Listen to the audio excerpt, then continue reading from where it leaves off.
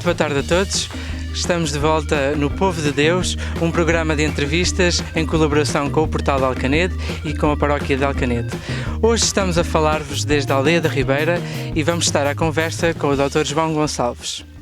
Muito bem-vindo à nossa conversa e eu começava por, antes de mais, agradecer-lhe ter aceito o nosso convite e perguntava-lhe quais são as memórias que guarda com mais carinho da nossa freguesia, desta terra, da sua infância. Ora bem, é uma pergunta difícil porque as memórias são imensas, não é?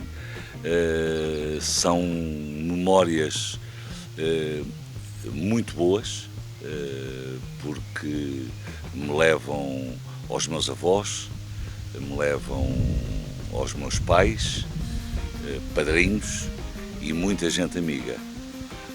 Leva-me também, talvez, ao principal motivo pelo que decidi há muito tempo tentar arranjar um sítio em que sentisse afeto, calor, amor. É que estamos a falar de toda uma, eu diria, uma região com gente muito boa, com gente que dá o que tem, e eu habituei-me a ver isso desde criança, o que foi muito bom porque também me ensinou de alguma forma a retribuir ou a procurar retribuir. Portanto, as memórias são de muita queda.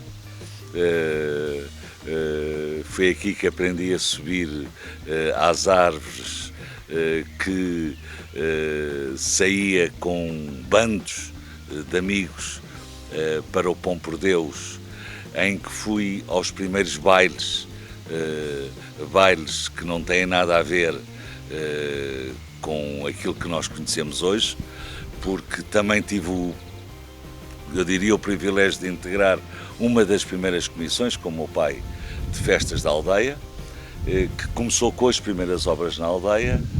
E eu diria, se hoje quiséssemos assim utilizar uma linguagem mais atual, eu tinha o pelour da cultura nessa comissão. A cultura era limpar uma fábrica velha e torná-la o mais apetecível para o baile. E também guardo a memória do que eram esses bailes a dançar em terra, porque o piso era terra.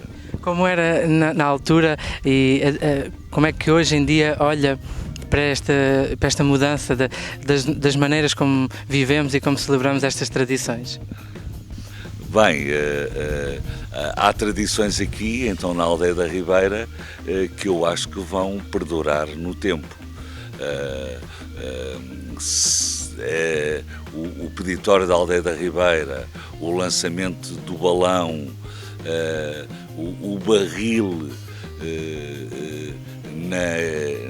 na capela, portanto, com uma tradição pagã, e são tradições que eu acho que vão perdurar. Claro que há outras que fazem parte da mudança, conversávamos há bocadinho, não é, Rodrigo? Quando eu era miúdo ainda havia diferença entre a cidade e o campo. Ora, nós sabemos hoje que essa diferença se atenuou, havia diferença até no modo de vestir. Identificava-se perfeitamente quem é que era do campo e quem é que era da cidade.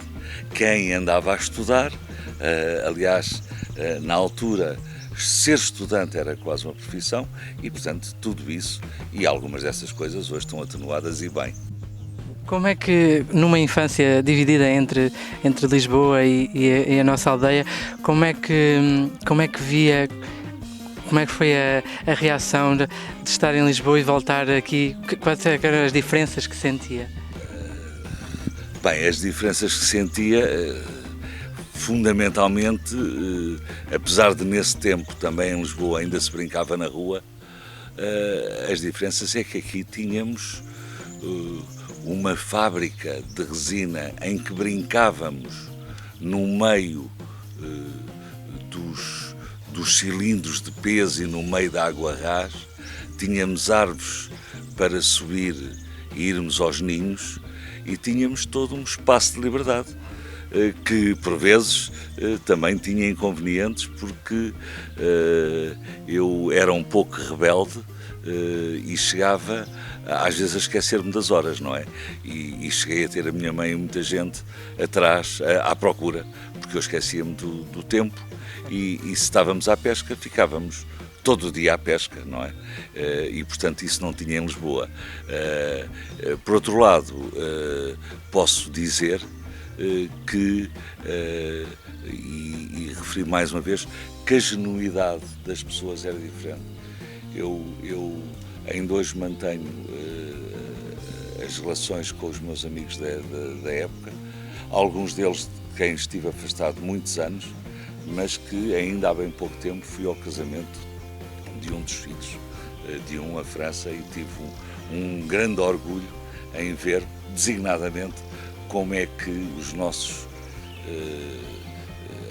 imigrantes que sofreram tanto na altura, sem possibilidades, como eu tive, porque tinha alguns privilégios na altura, como é que eles se ingraram e como é que eles eram respeitados, eles e as suas famílias. Como é que descreve esses tempos de dificuldade aqui na nossa freguesia e na nossa aldeia?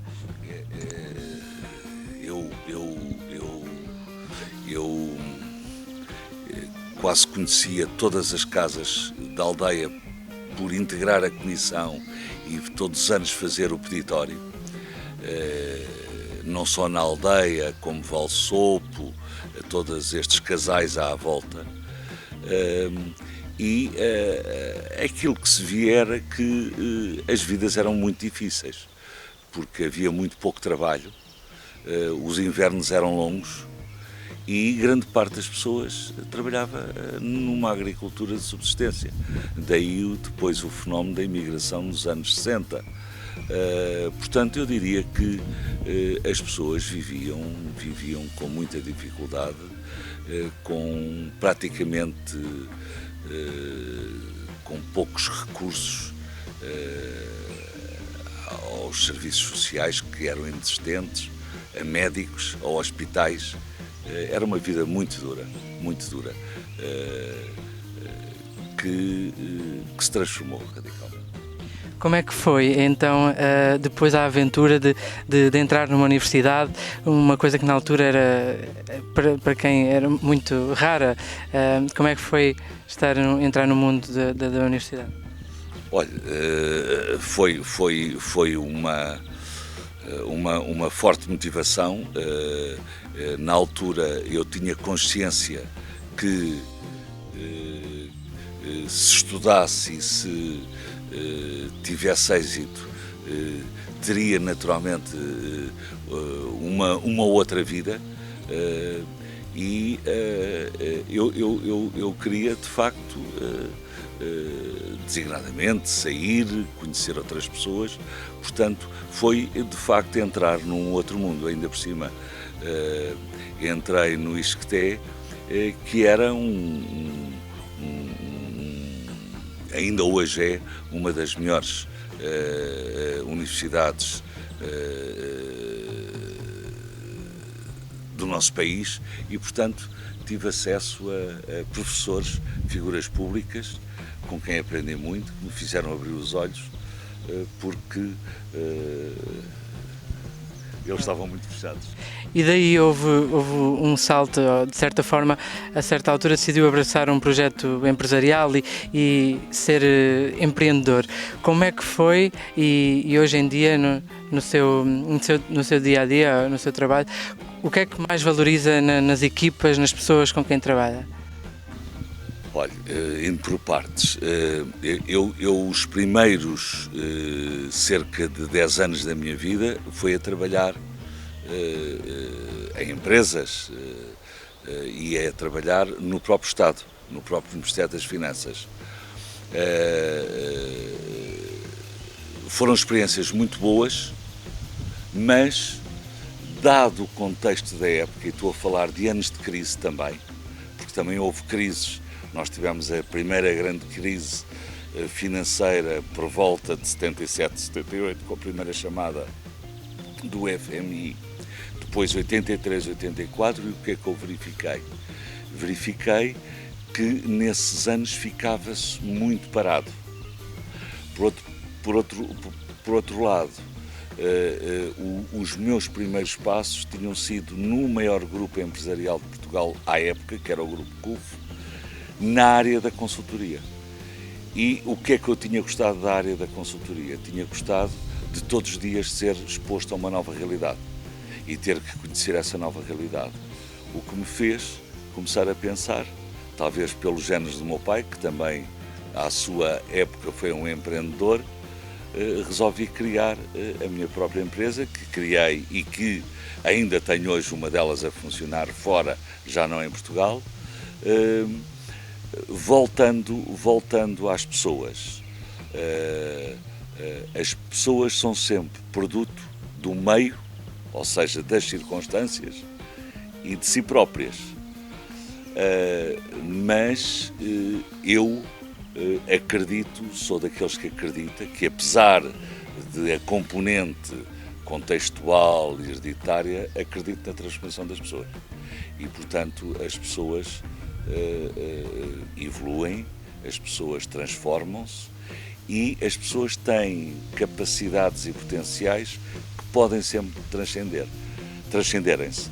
E eu vi, ao longo da minha vida, isso a acontecer em muitas pessoas, e até pela atividade docente que tive durante algumas dezenas de anos. Lembro sempre de uma aluna que tive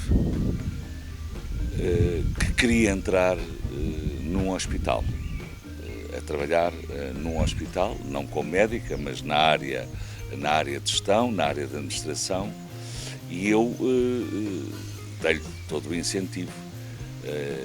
E ela não conseguiu a primeira vez, não conseguiu a segunda, e vou-lhe dizer que ela só conseguiu à 8ª vez realizar o seu sonho.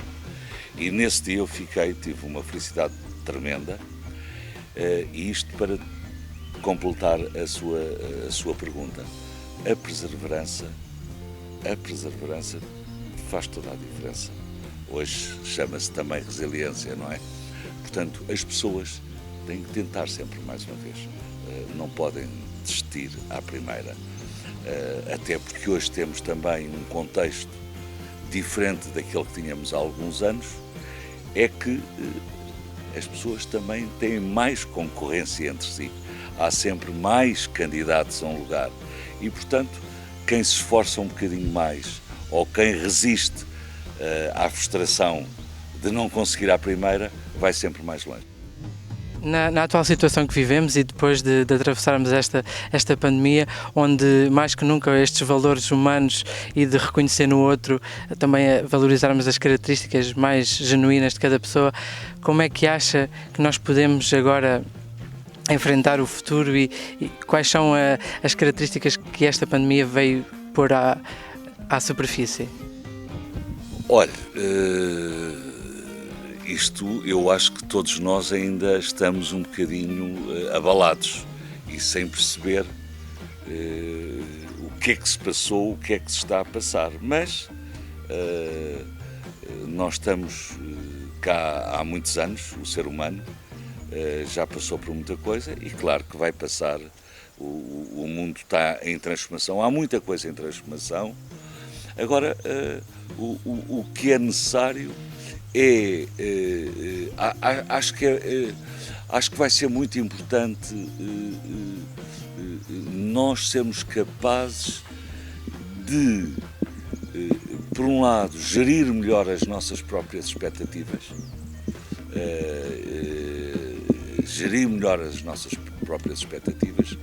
e a exigência connosco é sempre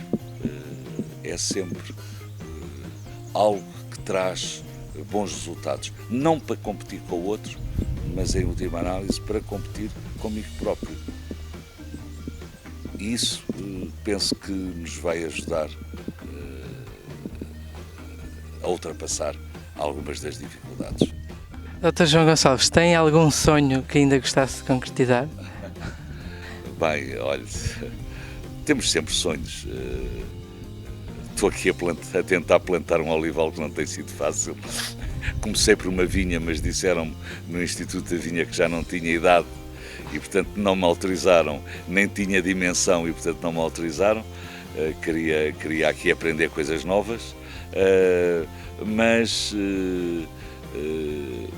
o maior sonho que eu tenho, talvez neste momento, é